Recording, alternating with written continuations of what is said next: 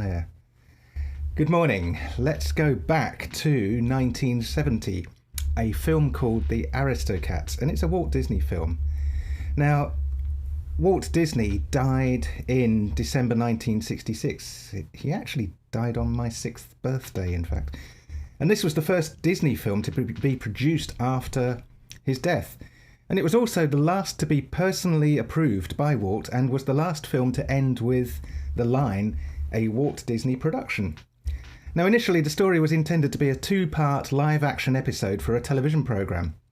Now, as the stories were developed, they set a mother cat and her kittens in Paris, owned by a rich, eccentric woman who drew up a will to leave her fortune to a butler and maid, but only once her pet cats had died. Now, the stories would feature adventures of the butler and maid trying to get rid of the cats so that they themselves could gain the fortune. But during the development, to simplify the story, the maid character Elmira was dropped, along with some songs that she would have sung as well.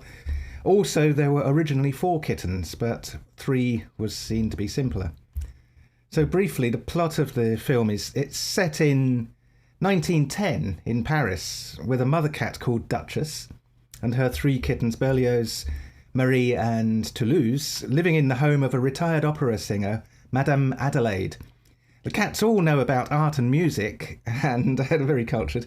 Madame Adelaide is preparing her will with her lawyer, but Edgar the butler overhears via a speaking tube that the fortune will be first left to the cats, and then once they've all died, it will then revert to Edgar. Edgar thinks the cats will outlive him. Cats have 9 lives, don't they? He thinks that the cats will outlive him, so he has to get rid of the cats, which he tries to do by driving them to the countryside in a basket on his motorbike. Now, that plan doesn't go as well as he thought, and the cats get lost out there. The next day, an alley cat called Thomas O'Malley finds them and escorts Duchess and her 3 kittens back to Paris, which is an opportunity for some adventures, and geese soon get involved. Eventually, they meet O'Malley's friend, Scat Cat, a jazz musician who lives with other musician cats, which is the part of the film for the song Everybody Wants to Be a Cat, which is an excellent song. The next day, more adventures are afoot, and Edgar is again involved in devious plots. The music for the film is top-notch. It really is a highlight of this film, very much in both a Parisian and a jazz vein. Louis Armstrong was intended to be the voice of Scat Cat, but he fell ill at that time and he couldn't do the part. The main song was going to be Le Jazz Hot, but Everybody Wants to Be a Cat became the main show song instead.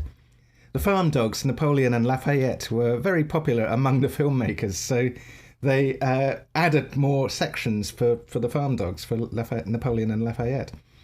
When the film was released, it had very positive reviews. The animation is, of course, good. It's Disney. But what makes the film is really the synergy with the voice actors and the excellent jazzy tunes. I'd recommend it if you get a chance to see The Aristocats, 1970.